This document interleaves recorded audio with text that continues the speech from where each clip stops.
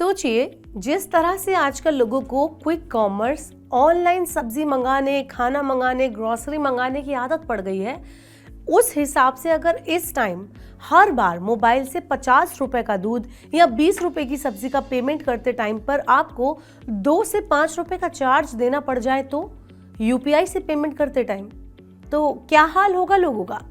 शायद फिर से लोग नकद यानी कि कैश पर लौटने लगेंगे। लेकिन राहत की बात यह है कि ऐसा कुछ होने वाला नहीं है।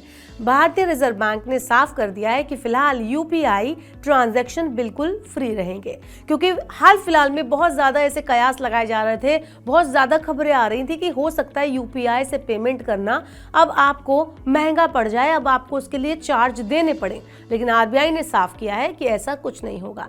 चलिए बताते हैं कि आरबीआई का क्या ऐलान है। तो बुधवार को मॉनेटरी पॉलिसी प्रेस कॉन्फ्रेंस के बाद आरबीआई गवर्नर संजय मल्होत्रा ने कहा कि यूपीआई ट्रांजैक्शन पर किसी तरह का चार्ज लगाने का कोई भी प्रस्ताव हमारे पास फिलहाल नहीं है। उन्होंने ये भी स्पष्ट किया कि सरकार और आरबीआई दोनों का मकसद है कि डिजिटल पेमेंट ज्यादा से ज्यादा लोगों तक पहुंचे और इसके लिए यूपीआई को बिना चार्ज के लिए आप यूज कर सकते हैं और आपके लिए उपलब्ध रखना भी जरूरी है। बता दें कि पेटीएम के शेयर में उछाल आ गया इस खबर के बाद। इस घोषणा का असर सीधे सीधे स्टॉक मार्केट में भी देखा गया। पेटीएम यानी 197 कम्युनिकेशन का शेयर एनएसई पर करीब 2% चढ़कर 1147 रुपए तक पहुंच गया। निवेशकों ने इसे पॉजिटिव खबर माना, क्योंकि अगर चार्ज लगते तो यूजर ग्रोथ पर असर पड़ सकता था। चलिए अब जरा जानते हैं कि क्यों यूपीआई इतना इंपॉर्टेंट है, क्यों इतने ज़्यादा इसको लेकर खबरें आती रहती हैं और इस पर जो आरबीआई का ऐलान है इसके बाद मार्केट पर इतना जो इम्पैक्ट पड़ा है, तो इतना इम्पॉर्टेंट क्या है। तो भारत ने पिछले कुछ सालों में डिजिटल पेमेंट के मामले में पूरी दुनिया को पीछे छोड़ दिया है। अगस्त 2025 में यूपीआई ने 14 बिलियन से ज़्यादा ट्रांजैक्शन करके नया रिकॉर्ड बनाया।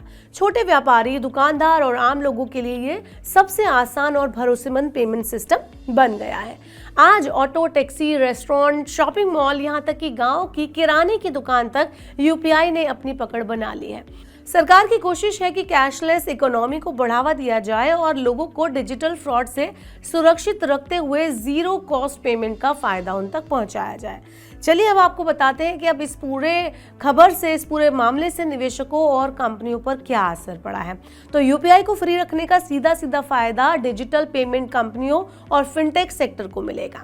पहला, पेटीएम, फोन पे, गूगल पे जैसी कंपनियां अभी भी यूजर बेस बढ़ाने की कोशिश कर रही हैं। अगर चार्ज लगता है तो यूजर्स कम हो सकते हैं। दूसरा, बैंकिंग सेक्टर के लिए ये राहत की बात है, क्योंकि कैश हैंडलिंग कॉस्ट घटता है और डिजिटल ट्रांजैक्शन से ट्रांसपेरेंसी बढ़ती है। तीसरा, निवेशकों के लिए संकेत है कि आरबीआई का ये कदम दिखाता है कि सरकार लंबे टाइम तक डिजिटल पेमेंट को बढ़ावा देने के लिए सपोर्ट करती रहेगी। इससे पेटीएम जैसे शेयरों में भरोसा बढ़ेगा। अब बात करते हैं कि क्या यूपीआई हमेशा फ्री ही रहेगा। तो गवर्नर मल्होत्रा ने बताया है कि यूपीआई के ऑपरेशन पर खर्च होता है और किसी न किसी दिन ये खर्च तो उठाना ही पड़ेगा, इसलिए ये हमेशा फ्री रहेगा, इस बात की कोई गारंटी नहीं है। इसका मतलब ये है कि आने वाले टाइम में पॉलिसी बदली भी जा सकती है। हो सकता है कि फ्यूचर में बड़े वैल्यू वाले ट्रांजैक्शन या फिर बिजनेस पेमेंट पर कुछ मिनिमल चार्जेस लगा दिए जाएं, लेकिन फिलहाल आज की बात करें तो आम जनता को किसी भी एक्स्ट्रा चार्ज की चिंता करने की ज़रूरत नहीं है।